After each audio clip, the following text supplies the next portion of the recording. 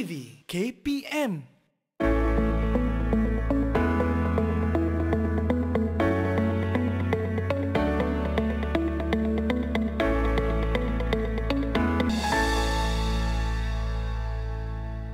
Assalamualaikum dan selamat pagi. Anda sedang menyaksikan Teras di Didik TV KPM bersama dengan saya Azhar Hilmi. Tersyasyul kan pagi-pagi ini. Baik, kepada anda semua yang masih lagi setia, masih lagi maintain, masih lagi luar biasa semangatnya. Pagi ini kita nak belajar sama-sama untuk subjek sejarah menengah atas untuk topik sistem persekutuan. Siapakah guru yang akan bersama-sama dengan kita pada pagi ini? Kita saksikan dulu video profil ini.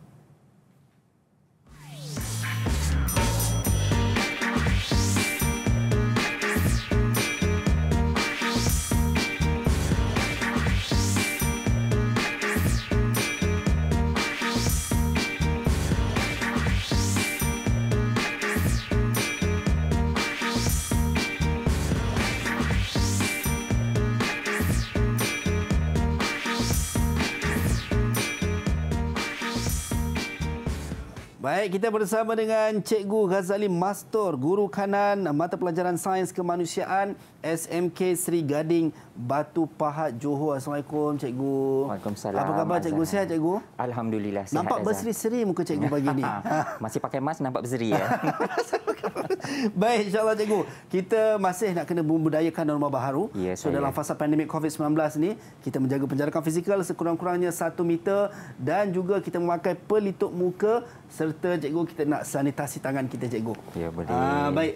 Dengan gel pembasmi kuman. Kalau tak ada gel pembasmi kuman ataupun mungkin anda dekat rumah, so anda boleh saja gunakan air dan juga sabun untuk sama-sama kita nak membasmi kuman ataupun nak memutuskan rantaian penularan wabak COVID-19. Baik, Cikgu, kita dah sanitasi tangan kita, so kita boleh buka face mask. Itu dia. Yang penting bila dah buka face mask, kena simpan betul-betul. Kalau ada kes, simpan dalam kes. Kalau tak ada, simpan dalam saku anda. Jangan buang merata-rata. Kalau nak buang, terus buang dalam tong sampah. Itu dia handsome-nya cikgu kita kan. Bila tengok, nampak lagi berseri. Naik seri dia tu. Baik, Cikgu. Kita takkan berdua je, Cikgu. Kita nak jemput rakan-rakan kita daripada SMK Seri Gading, Batu Pahat, Johor untuk bersama-sama dengan kita untuk kelas pada pagi ini. Kita persilakan untuk masuk ke studio secara maya, kan, walaupun tak dapat secara fizikal. Baik. Assalamualaikum, apa khabar semua? Boleh buka, boleh unmute mikrofon. Semua sihat ya pagi ni? Sehat, Alhamdulillah. Sehat, Alhamdulillah. Baik. Kita nak berkenal-kenalan. Tak kenal maka tak cinta. Ya, so, kita nak berkenalan dengan rakan kita yang pertama, Akira Adriani. Perkenalkan diri anda, terima kasih. Hai, Assalamualaikum semua. Saya Akira Adriani binti Harfazi dari SMK Seri Gading. Baik, terima kasih Akila. Seterusnya Dania. Silakan Dania. Hai semua, Assalamualaikum. Saya Nurdania Kristina binti Nur Syam dari SMK Seri Gading. Baik, terima kasih Dania. Seterusnya Izzatul. Silakan Izzatul. Assalamualaikum dan salam sejahtera semua. Saya Nur Izzatul Nazifah dari SMK Seri Gading. Baik, terima kasih Izzatul. Seterusnya Hanis. Silakan Hanis. Assalamualaikum dan hai semua. Saya Hanis Syahada binti Salim dari SMK Seri Gading juga. Baik, terima kasih Hanis. Semua dah ready untuk belajar kelas kita pagi ni? Kalau dah ready, double thumbs up sikit. Cing-cing.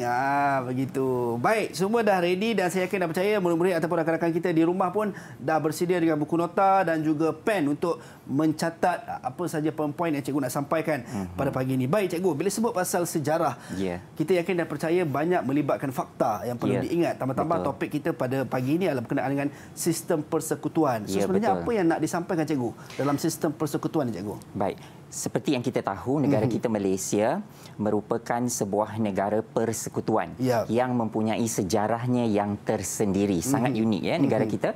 Dan pada hari ini kita akan lihat sebenarnya peranan dan tugas kerajaan ataupun kerajaan persekutuan dan juga kerajaan negeri. Okey. So dua kerajaan Selalu kita dengar kerajaan-kerajaan, sebenarnya ada dua, kerajaan persekutuan dan juga kerajaan negeri. Baik. Kita nak tahu juga apa pandangan rakan-rakan kita, cikgu, berkenaan dengan sistem persekutuan ini. Jom kita saksikan video ini.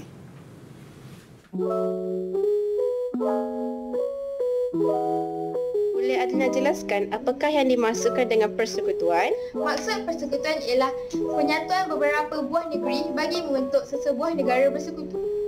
Apakah pula unsur penting dalam sistem persekutuan? Antara unsur penting ialah kerajaan negeri, kerajaan pusat serta pembahagian kuasa dalam sesebuah negara. Boleh Balkis kongsikan keperluan pentadbiran persekutuan dan negeri? Antara keperluan pentadbiran persekutuan dan negeri ialah untuk melicin sistem pentadbiran kita. Selain itu, ianya juga menjadikan sistem pentadbiran kita lebih sistematik. Bukan itu sahaja, sistem pentadbiran persekutuan dan negeri diperlukan supaya kuasa-kuasa di negara kita dapat diagihkan. Adakah sistem pentadbiran negara kita sekarang mewarisi kegemilangan Kesultanan Melayu? Ya, pembentukan sistem persekutuan merupakan penerusan tradisi sejarah di Malaysia. Sistem ini berakar umbi daripada pemerintahan beraja dan berkait rapat dengan perluasan pengaruh British dalam pentadbiran negeri Melayu. Itu dia pandangan rakan-rakan kita ataupun pelajar-pelajar kita berkenaan dengan sistem persekutuan. Dan cikgu, sebenarnya saya tak sabar juga nak belajar ataupun nak ulang kaji sama-sama berkenaan dengan sejarah sistem persekutuan ni, cikgu. Silakan, cikgu. Baik, sebelum saya teruskan pembelajaran kita pada hari ini dalam talian, saya minta semua pelajar untuk bersedia dengan buku teks sejarah tingkatan 5 yang saya paparkan ini, buka halaman 68 hingga 71. Jadi bersedia dengan buku teks ini pada halaman yang saya sebutkan tadilah, Azhar. 68 sampai 71. Ya, untuk bahagian 4.2 untuk sejarah bagi sistem persekutuan ini. Jadi saya harap pelajar boleh bersedialah dengan buku teks tersebut. Baik, boleh saya teruskan? Boleh, silakan, cikgu. Baik. Untuk yang pertama ini, saya akan maklumkan kepada semua penonton yang berada di rumah dan juga pelajar saya yang berada di dalam talian. Perkara yang pertama adalah saya ingin pelajar-pelajar dapat menjelaskan tentang bidang kuasa bagi kerajaan persekutuan dan juga kerajaan negeri. Dan yang keduanya, sudah pastilah menjelaskan kepentingan bagi mewujudkan pentadbiran yang sistematik untuk sistem persekutuan tadi itu. Baik, kita lihat untuk kerajaan persekutuan dan juga kerajaan negeri. Baik, untuk anak-anak pelajar di rumah, maksud saya di sekolah, di sekolah sekarang, ada berapa bentuk bagi kerajaan Malaysia kita sekarang? Okey. Kira, cikgu. Ya, silakan kira. Silakan kira. Pentadbiran kerajaan Malaysia ni terbagi kepada 3 bentuk tahu, iaitu kerajaan persekutuan, kerajaan negeri dan kerajaan tempatan. Ya, bagus kira kerana memaklumkan ada 3 bentuk tadi tu Baik, dan kita lihat pula pembahagian kuasa di kalangan 3 itu Okey. Di dalam perlembagaan persekutuan telah memperuntukkan kuasa khusus antara kerajaan persekutuan dan juga kerajaan negeri, di mana pembahagian kuasa ini bertujuan agar pentadbiran lebih licin dan sistematik dan juga untuk mengelakkan segala permasalahan yang berlaku. Dan untuk makluman semua juga, peruntukan kuasa yang lebih diberikan kepada peringkat persekutuan. Azhar. Dan tiada peruntukan khusus Azhar bagi kerajaan tempatan. Sebaliknya, kerajaan tempatan diletakkan di bawah bidang kuasa kerajaan negeri. Bila kita sebut kerajaan tempatan tu, nanti kita akan lihatlah apa itu kerajaan tempatan. Tu saya salah kata, belajar sejarah ni sangat menarik. Seronok belajar sejarah. Betul tak yang berada di sekolah sana? Baik, kita teruskan iaitu kuasa bagi kerajaan persekutuan. Okey. Untuk kerajaan persekutuan ini, di peringkat persekutuan, institusi yang berkuasa membuat undang-undang bagi seluruh Malaysia adalah Parlimen. Parlimen. Okey. Ada tak sesiapa di kalangan anak pelajar saya yang berada di sekolah sekarang nak menambah maklumat yang saya sampaikan tadi? Silakan. Okey, siapa yang nak tambah? Ya, silakan. Kuasa kerajaan persekutuan ini meliputi perkara yang termaktub dalam perlembagaan persekutuan sebagai senarai persekutuan, kan? Ya, betul. Okey, dan maklumat seterusnya ada sesiapa nak tambah? Kita dah tengok senarai persekutuan ni. Hanis Cikgu. Ya, sila Anis. Senarai persekutuan ini juga menjelaskan kuasa kerajaan persekutuan yang begitu luas. Ianya meliputi skop kepentingan nasional yang merangkumi semua aspek perkhidmatan yang berhubung dengan pentadbiran negara, iaitu negara kita, Malaysia. Ya, dan apa pula yang terkandung di dalam sistem persekutuan? Dania nak sambung, Cikgu. Silakan Dania. Pentadbiran negeri ini berhubung dengan senarai persekutuan, antaranya hal ehwal luar negeri, pertahanan dan keselamatan dalam negeri. Ya, bagus ya. Hebat nampaknya anak-anak pelajar saya yang berada di sekolah. Semua cergas, Cikgu. Ya, silakan. Ya, sila. Seterusnya, pentadbiran keadilan, kewarganegaraan, kewangan. Ya, betul Kira tu. tambah, Cikgu. Ya, sila. Kira. Nampaknya bersemangat dah. Silakan, Kira. Seterusnya ialah perhubungan dan pengangkutan, pelajaran serta perubatan dan kesihatan. Ya, nampak ya senarai kandungan dalam senarai persekutuan. Kita dapat lihat banyak perkara yang dilakukan oleh kerajaan persekutuan. Macam Cikgu cakap tadi, kuasa kerajaan persekutuan lebih sikit berbanding kerajaan negeri dan juga kerajaan tempatan di bawah bidang kuasa kerajaan negeri. Ya, betul. Itu dia. Baik, satu input yang kita dah dapat, kita nak kena hadam, kita nak kena sama-sama faham. Baik, dan kita nak berhenti rehat seketika, Cikgu. Kita bagi ruang dan peluang untuk pelajar-pelajar kita kat rumah istirahat kejap. Kita sambung sekejap lagi dalam Teras Didik TV KPM.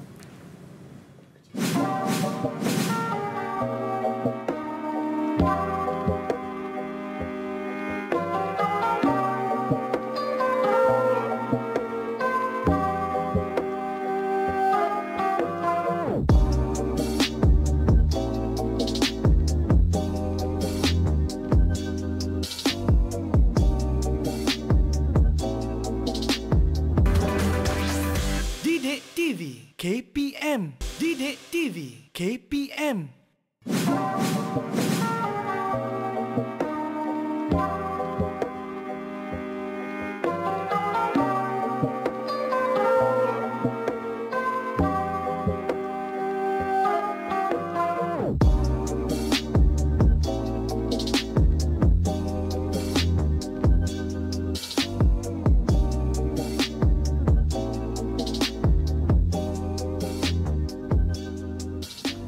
Baik, kembali dalam Teras di Didik TV KPM bersama dengan saya Azhar Helmi. Baik, Cikgu, tadi kita dah belajar berkenaan dengan kuasa kerajaan persekutuan dan kita dibagi tahu juga berkenaan dengan di negara kita ada 3 kerajaan kerajaan persekutuan, kerajaan negeri dan juga kerajaan tempatan. Baik, sebelum kita teruskan, suka saya nak maklumkan kepada anda yang mana tema sambutan Hari Guru kita pada tahun ini adalah berguru demi ilmu, bina generasi baharu.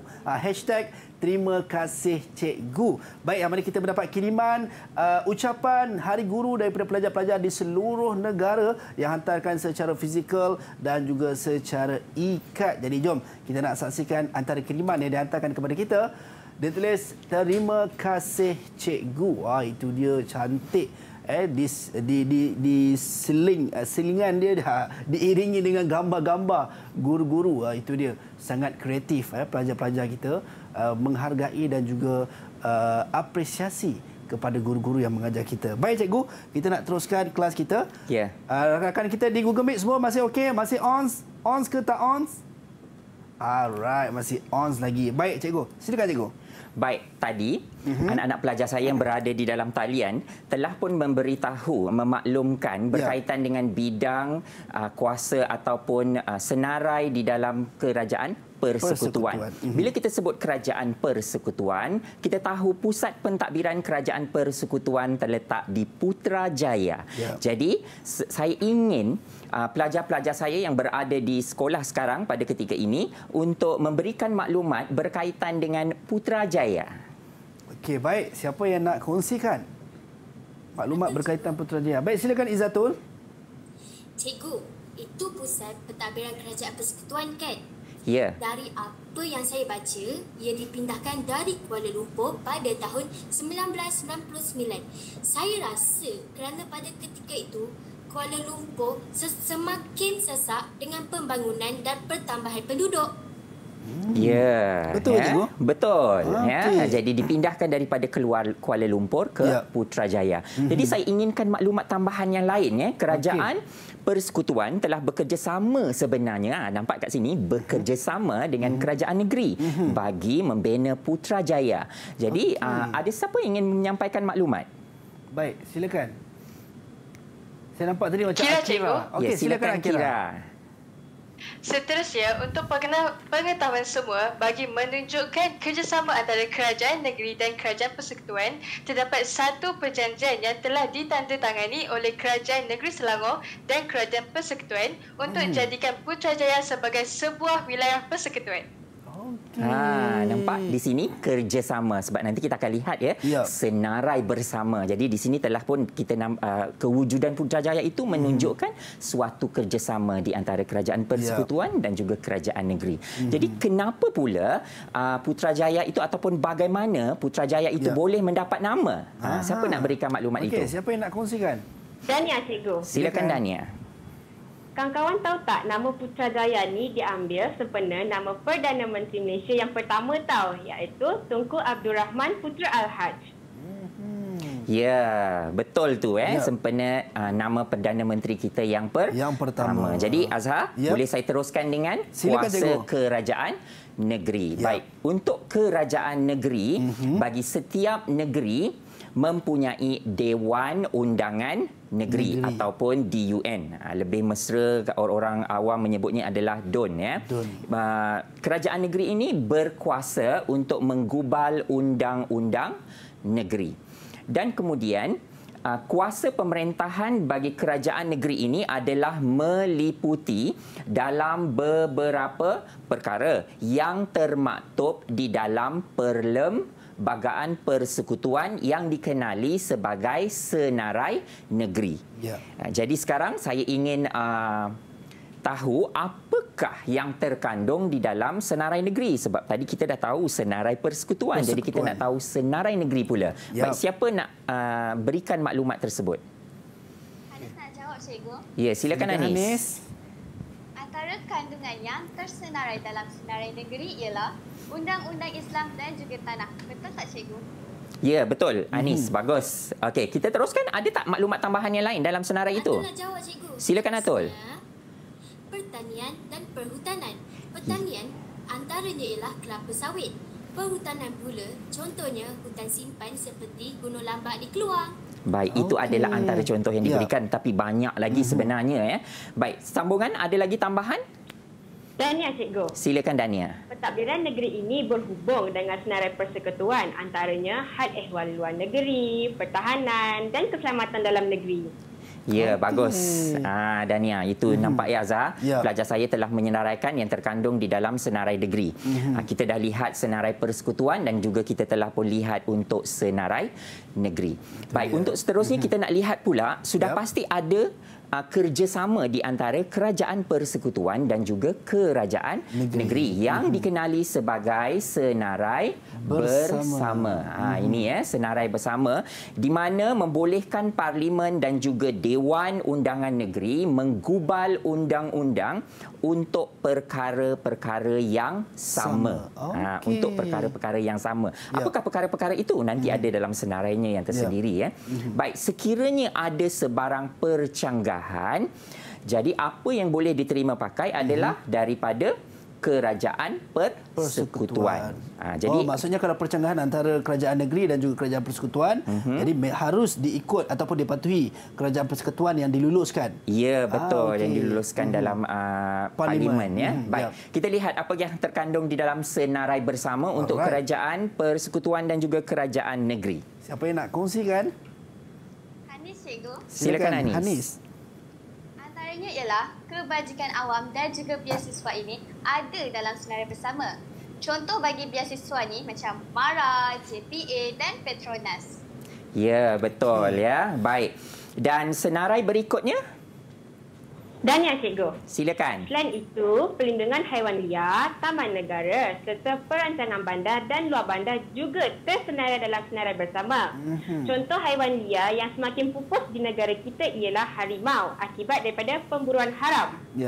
Jadi di sini kerajaan persekutuan dan kerajaan negeri harus bekerja sama agar haiwan-haiwan seperti yang disebutkan oleh Dania tadi tidak terus pupus. Kita tak nak generasi akan datang nanti hanya lihat gambar saja. Haiwannya dah tak ada dah, cikgu. Ya, haiwannya dah tak ada. Jadi ini perlukan kerjasama ini. Ada tambahan maklumat lagi yang lain? Ada, cikgu. Ada nak jawab. Ya, sila Atul. Cikgu, kesihatan awam, kebersihan dan pencegahan penyakit seperti COVID-19 yang menyebabkan negeri Kelantan terpaksa diberi PKP dan pelajar terpaksa belajar dari rumah. Kan kawan-kawan yang di rumah? Ya, nampak. Ya, di sini kerajaan persekutuan dan juga kerajaan negeri dalam suasana kita berhadapan dengan wabak COVID ini, kita dapat lihat kerjasama yang begitu erat di antara kedua-duanya. Betul kan? Peranan yang sangat penting untuk dari kedua-dua pihak. Betul. Jadi daripada sini kita dapat lihat kerjasama itu sangat penting. Baik. Kita teruskan lagi dalam senarai peruntukan tambahan. Bila kita sebut peruntukan tambahan, kita berfokus kepada dua negeri, iaitu negeri Sarawak dan juga negeri Sabah yang telah pun diberikan kuasa tambahan. Kerana apa? Kerana bersesuaian dengan kemasukan kedua-dua negeri ini di dalam persekutuan Malaysia. Baik, dan antara senarai negeri Sarawak, senarai tambahan maksud saya di negeri Sarawak dan juga Sabah ini tadi adalah berkaitan dengan undang-undang dan adat anak negeri. Baik, maklumat yang lain ada sesiapa nak tambah? Hanis, cikgu. Silakan. Silakan Hanis.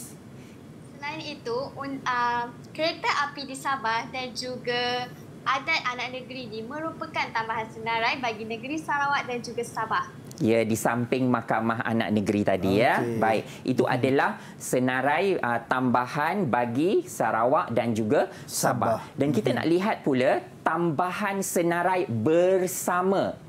Ini bersama. Yang ini tadi untuk Sarawak dan Sabah. Dan untuk Sarawak dan Sabah ini dia ada senarai bersama. Jadi ada sesiapa anak pelajar saya yang berada di sekolah sekarang boleh memberikan maklumat tersebut. Baik, silakan. Kita nak cakap, cikgu. Boleh, Atul. Okey, tambahan senarai bersama bagi Sarawak dan Sabah ialah undang-undang diri seperti perkahwinan, perceraian dan nafkah yang berkaitan dengan undang-undang keluarga. Ya, hal-hal kekeluargaan di situ. Ya, sila Anis. Selain itu, penyelidikan pertanian dan perhutanan, pengawalan makhluk perosak dan pencegahan penyakit untuk tumbuhan juga merupakan tambahan senarai bagi negeri Sarawak dan juga Sabah. Ya, kalau kita lihat di sini, ianya boleh membantu pembangunan ekonomi. Baik, kita teruskan. Yang lain ada? Oh, ini nampaknya Kira angkat tangan. Silakan Kira. Cikgu, Kira nak tambah yang terakhir, iaitu pilihan raya bagi Dewan Negeri, iaitu bagi negeri Sabah dan negeri Sarawak. Ya, baru-baru ni ada berlaku pilihan raya negeri. Negeri mana yang lakukan pilihan raya itu? Siapa nak jawab? Kira, cikgu. Ya, sila Kira. Negeri Sabah, cikgu. Ya, betul. Yang kita baru saja jumpa dengan pilihan raya tersebut. Baik, kita teruskan dengan peranan kerajaan tempatan. Tadi Kira dah sebut ada 3 bentuk pentadbiran. Kerajaan persekutuan, kerajaan negeri dan juga kerajaan tempatan. Di mana kerajaan tempatan tadi, Azhar pun tahu, dia di bawah bidang kuasa kerajaan negeri. Jadi kita tengok pula peranan bagi kerajaan tempatan. Di mana kerajaan tempatan ini merupakan kerajaan di peringkat yang ketiga yang telah pun diberi kuasa untuk mentadbir dan juga melaksanakan tanggungjawab mereka di sesebuah kawasan yang telah pun diwartakan. Dan kemudian kerajaan tempatan ini juga dikenali juga sebagai pihak berkuasa tempatan ataupun PBT. Ini nampaknya kita selalu dengar PBT rupanya itu adalah kerajaan tempatan dan ianya di bawah bidang kuasa kerajaan negeri. Baik, dan kerajaan tempatan ini kalau kita lihat ianya sebagai perantara. Bila sebut perantara, ada sesiapa nak berikan pencerahan? Okey, silakan. Kira, cikgu. Ya, sila Kira. Kerajaan tempatan ini juga menjadi pengantara antara kerajaan negeri dan rakyat. Contohnya kat sini kerajaan negeri, kat sini rakyat. Kat tengah-tengah adalah kerajaan tempatan yang memberi perkhidmatan kepada penduduk setempat. Ya, nampak itu pencerahan daripada Kira. Baik, ada sesiapa nak berikan fungsi bagi kerajaan tempatan? Yap, silakan. Silakan. Saya nampak macam Izzatul, cikgu. Ya ke? Izzatul? Fungsi kerajaan tempatan. Okey, cikgu. Fungsi kerajaan tempatan ni digariskan oleh Akta Kerajaan Tempatan 1976, Akta 171.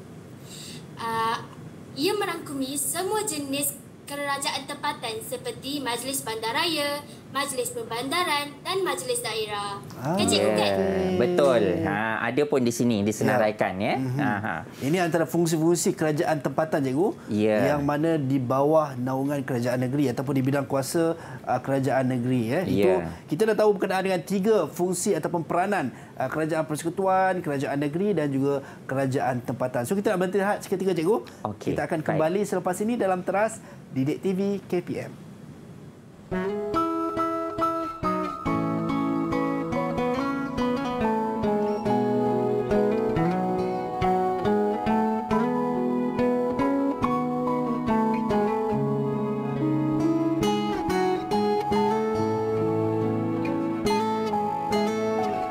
Nama saya Jeffriani dari kelas 5B. Saya bernama Corina Sangan. Hai, nama saya Alexei Katana Jamal. Kami sangat bersyukur kerana cikgu telah mengajar kami tanpa rasa lelah. Terima kasih kepada guru-guru yang telah mendidik saya dari tingkatan 1. Terima kasih, cikgu. Terima kasih, cikgu. Bersama Hari Guru kepada semua guru di SMK Sebau. Terima kasih, cikgu. Dekat pergi, aku sunyi.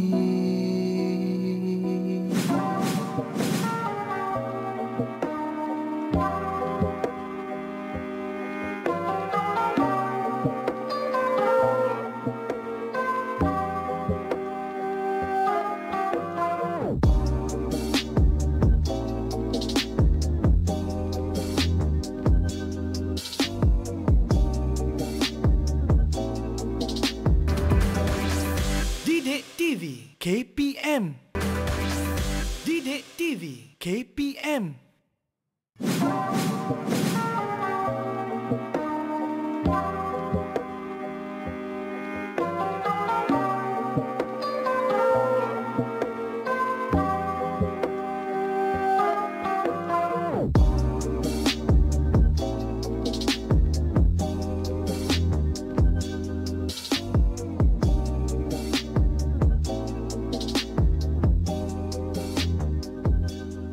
Baik, kembali dalam Teras di Didik TV KPM. Tadi kita dah tahu berkenaan dengan peranan kerajaan tempatan yang mana menjadi perantara antara rakyat dan juga kerajaan negeri. Betul tak, cikgu? Ya, betul.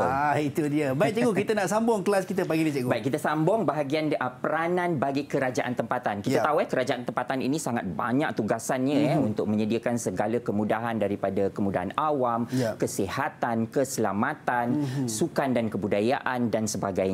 Jadi kita dapat lihat itu adalah fungsinya yang mereka lakukan di bawah arahan ataupun kerjasama dengan kerajaan negeri. Jadi saya sebenarnya telah memberi tugasan kepada pelajar-pelajar saya ini, Azhar. Tugasannya adalah saya berikan mereka ini seperti mereka ini adalah penasihat undang-undang. Saya nak mereka ini memainkan peranan sebagai penasihat undang-undang. Tetapi hanyalah sebagai kajian asas sahaja, bukan kajian mendalam. Seperti pelajar tingkatan 5, dia wajib melakukan kajian kes. Jadi ini adalah sebahagian daripadanya lah.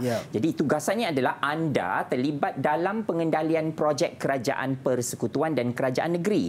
Kaji status penggunaan tanah terhadap projek yang dipilih. Jadi sekarang kita nak lihat pembentangan. Peranan yang saya berikan kepada pelajar saya adalah penasihat undang-undang. Jadi dimintalah untuk ahli penasihat undang-undang kita, ahli mesyuarat untuk lakukan pembentangan. Silakan. Baik, ahli penasihat yang manakah akan mulakan dulu? Siapa nak mulakan dulu? Hanis. Okey, baik, kita persilakan ahli penasihat kita yang pertama, Hanis. Silakan, Hanis. Terima kasih Tuan Pengerusi. Saya ingin memaklumkan tentang status pertukaran tanah berdasarkan apa yang telah saya kaji. Secara umumnya, semua tanah yang telah diberi hak milik ini terbahagi kepada 3 kategori. Yang pertama pertanian, yang kedua bangunan dan yang ketiga ialah industri. Semua pemilik tanah ini sepatutnya menggunakan tanah berikut mengikut kategori kegunaan tanah dan juga syarat nyata dalam hak milik. Ahli mesyuarat sekalian, apabila mana-mana individu atau syarikat gagal berbuat demikian iaitu dengan melanggar syarat yang telah ditetapkan, pihak berkuasa negeri boleh merampas balik tanah tersebut. Tuan punya tanah yang ingin menggunakan tanahnya untuk kategori selain daripada yang telah tercatat dalam hak milik, mereka perlu mengambil tindakan iaitu dengan cara mengikut syarat permohonan. Pihak berkuasa negeri ini akan mengenakan bayaran premium tambahan terhadap setiap permohonan tukar syarat yang diluluskan. Ahli mesyuarat sekalian, bayaran premium yang akan dikenakan daripada pertanian kepada kediaman ialah 15%. Selain itu, daripada pertanian kepada industri terbahagi kepada 3 bahagian. Yang pertama ialah industri ringan 20%, industri sederhana 25% dan industri berat pula ialah 30%. Ahli mesyuarat sekalian, kadar bayaran premium ini ialah melalui peratus daripada nilaian tanah yang baru sahaja diluluskan. Itu sahaja maklumat daripada saya yang telah saya kaji. Ya, terima kasih Hanis ya, penasihat undang-undang kita yang pertama yang menerangkan secara umum tentang topik yang saya berikan. Baik, kita pergi kepada penasihat undang-undang kita yang kedua. Silakan. Baik cikgu, jom cikgu, siapa yang nak teruskan ahli majlis penasihat yang kedua? Kira. Kira. Terima kasih pengerusi majlis, pengerusi dan ahli mesyuarat sekalian. Saya ingin membuat penambahan tentang hasrat Kerajaan Persekutuan untuk melaksanakan projek lebuh raya yang menghubungkan negeri Johor dan negeri Kelantan. Berdasarkan hasil kajian saya, penukaran status tanah perlulah mengikuti proses tukar syarat tanah iaitu proses mengubah kegunaan tanah asal kepada tanah yang lebih maju. Ahli mesyuarat sekalian, saya juga telah diberikan tugasan berkaitan projek lebuh raya yang menghubungkan negeri Johor dan negeri Kelantan. Projek ini memerlukan rundingan dan persetujuan dari beberapa buah negeri iaitu negeri Johor, negeri Pahang, negeri Terengganu dan negeri Kelantan. Perkara ini adalah kerana kerajaan negeri juga berkuasa penuh ke atas tanah yang akan digunakan. Ia melibatkan tanah persendirian, tanah hak milik syarikat dan tanah rizab Melayu negeri-negeri tersebut. Seterusnya, kerajaan negeri juga akan berbincang dengan kerajaan tempatan untuk menentukan berapa keluasan tanah yang akan digunakan dan berapa kadar pampasan yang akan diberikan kepada individu-individu yang terlibat.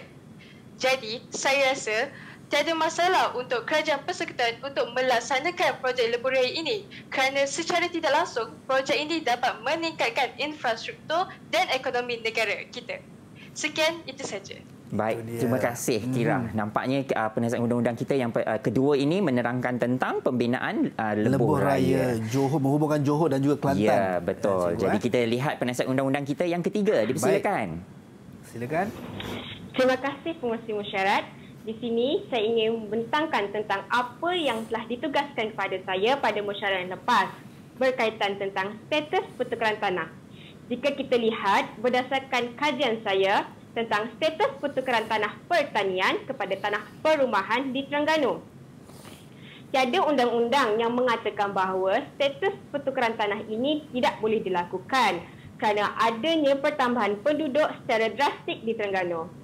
Untuk pengetahuan Tuan Pengerusi, setiap kali permohonan pertukaran tanah dibuat, terdapat beberapa jabatan yang terlibat untuk memberikan pandangan serta ulasan. Antaranya ialah Pejabat Tanah Daerah, Jabatan Tanah, Majlis Daerah dan lain-lain lagi. Ahli mesyuarat sekalian, kerajaan turut terlibat dalam isu status pertukaran tanah ini dengan merujuk kepada rancangan daerah dalam menentukan sama ada kawasan pertanian itu tadi untuk dijadikan sebagai kawasan perumahan, perniagaan, perindustrian dan sebagainya. Akhir sekali, mesyuarat itu akan menentukan sama ada kawasan pertanian itu tadi diluluskan ataupun tidak. Menurut tugasan saya yang telah saya kaji ini menunjukkan bahawa kerajaan negeri mempunyai kuasa dalam status pertukaran tanah. Sekian, itu sahaja daripada saya. Okey, terima kasih. Baik. Ya, betul. Ya. Terima kasih kepada Dania Kristina tadi. Kita teruskan dengan ahli majlis penasihat yang terakhir, cikgu. Ya, betul. Kita persilakan Izzatul. Terima kasih Tuan Pengerusi. Saya ingin mengemukakan maklumat yang saya peroleh untuk guna tanah di Sabah dan Sarawak, di mana Jabatan Tanah dan Survey yang akan menguruskannya. Jabatan ini diketuai oleh penolong pengarah tanah. Ahli mesyuarat sekalian, tahukah bahawa bahagian V Kanun Tanah Negeri Cap 81 bertanggungjawab untuk mengadili pemilikan tanah secara sistematik. Permohonan boleh dibuat pada bila-bila masa sebelum tempoh pajakan tamat melalui borang RLL yang boleh diambil dari Jabatan Tanah Survey. Seterusnya, ahli mesyuarat sekalian, penggunaan tanah tidak boleh bercanggah dengan syarat-syarat surat hak milik. Akhir sekali, kadar premium bagi tempoh pajakan tanah untuk tujuan industri ialah 40% bagi tanah bandar, 35% bagi tanah pinggir bandar dan bagi tanah luar bandar pula sebanyak 25%. Ini bermakna apa sahaja projek pembangunan yang melibatkan urus tadbir tanah masih di bawah tanggungjawab kerajaan negeri. Nampaknya Atul begitu semangat ya menerangkan, memainkan saya pun jadi peranan. takut dia marah ke dia cerita.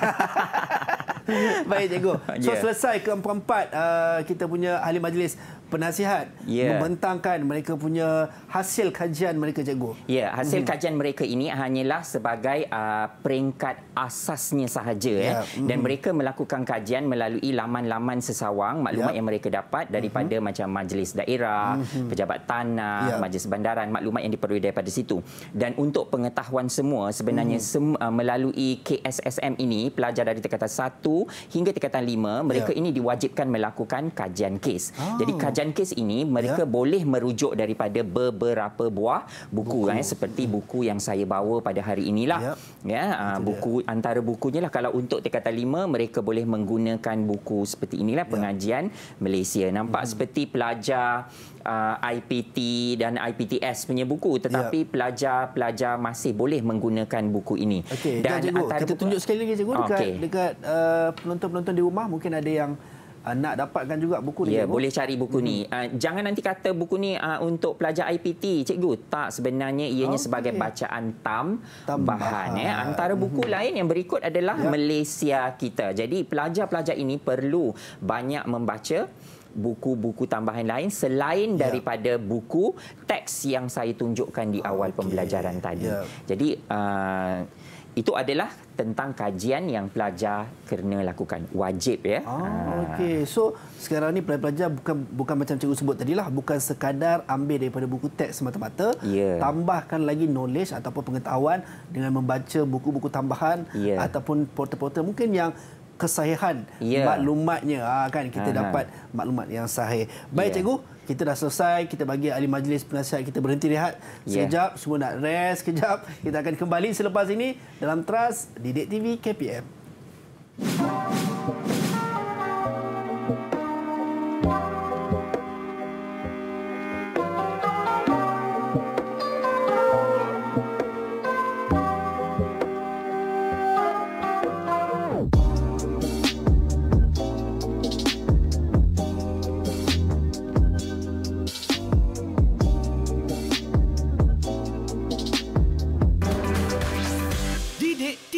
KPM. Didik TV KPM.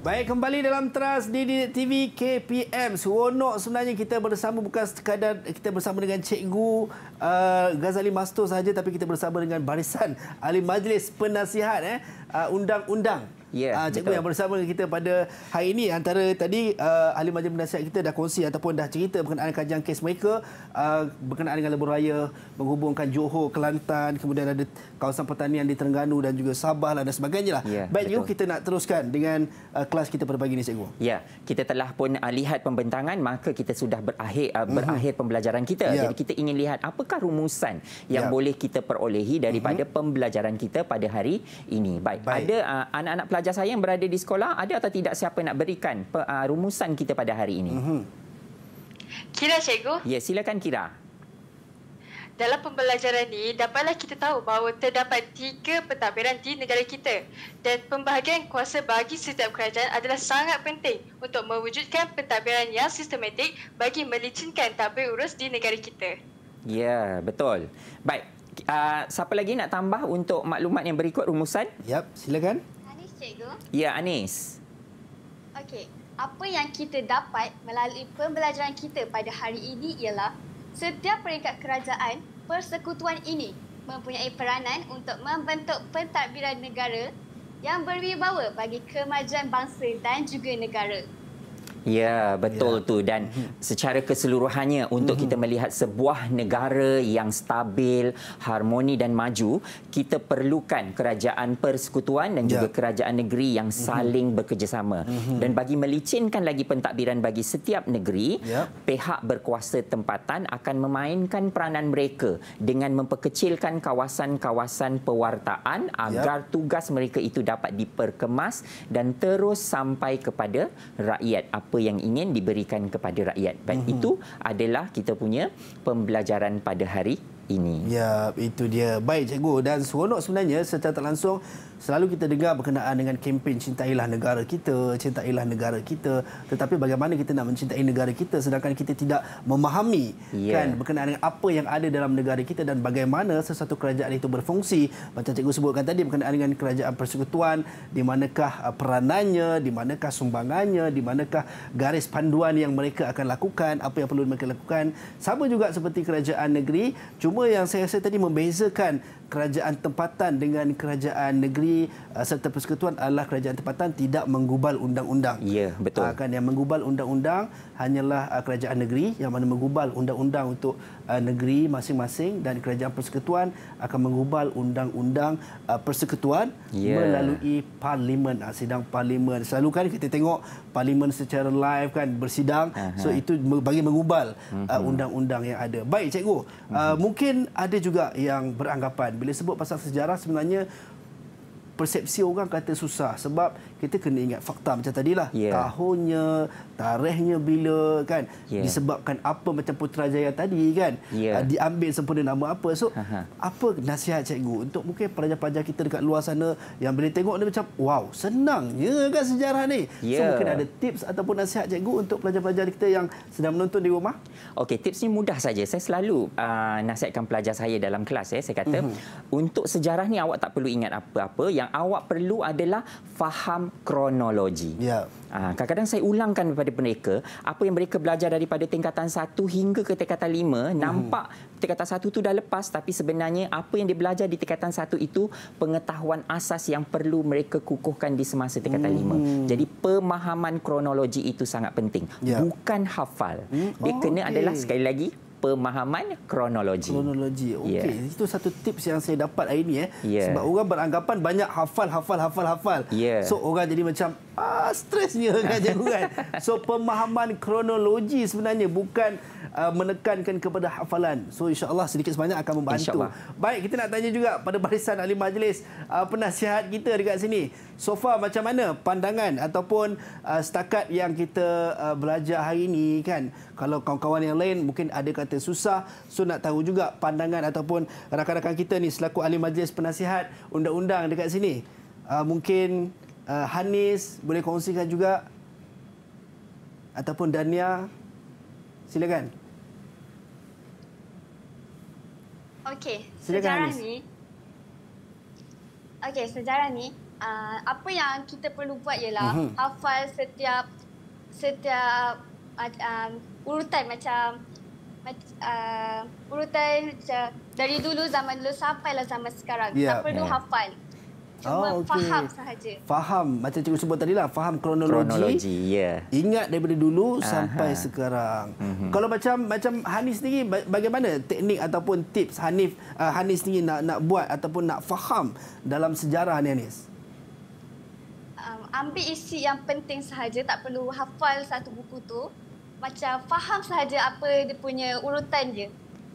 Okey, baik. Terima kasih kepada ahli majlis penasihat Hanis. Bagus. Saya sangat terinspirasi dengan karakter mereka, cikgu. Sangat cepat, sangat berlumba-lumba dalam belajar. Baik, seorang lagi. Siapa yang nak kongsikan? Silakan kalau nak berkongsi dengan kita dekat sini berkenaan dengan sejarah ni. Ya, mungkin Dania. Silakan, Dania Kristina. Dania Kristina. Ya. Pada pendapat saya, seperti yang Cikgu Ghazali kata tadi, kita perlu fahami kronologi yang kita pelajari. Dari kita tingkatan 1, tingkatan 2, ingat setiap urutan tu. Kita kena faham apa yang terjadi, bila yang terjadi, sebab apa yang terjadi. Dengan itu kita boleh faham setiap sejarah-sejarah yang berlaku. Ya, itu dia. Baik, terima kasih Dania Kristina. Dahsyatlah anak-anak pelajar cikgu ni. Sehebat gurunya juga.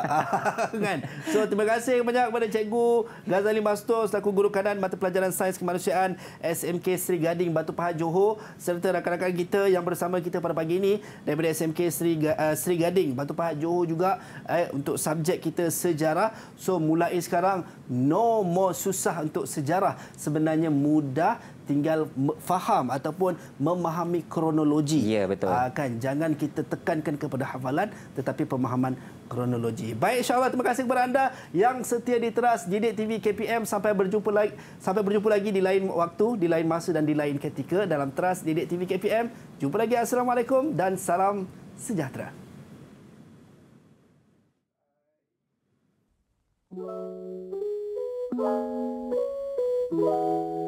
Kesempatan ini, saya ingin memperkatakan tentang kejayaan.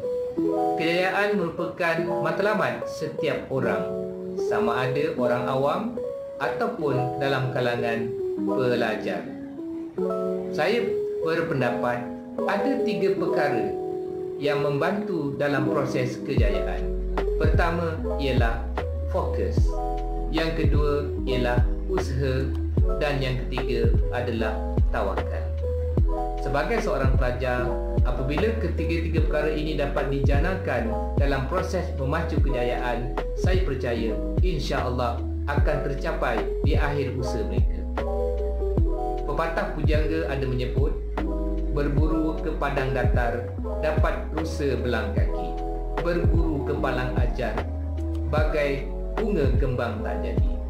Pepatah pujangga ini amat berkait rapat antara hubungan antara guru dan murid. Maka pada kesempatan ini juga saya ingin mengucapkan selamat Hari Guru kepada seluruh warga pendidikan di Malaysia. Sekali lagi, selamat Hari Guru. Terima kasih, Cik.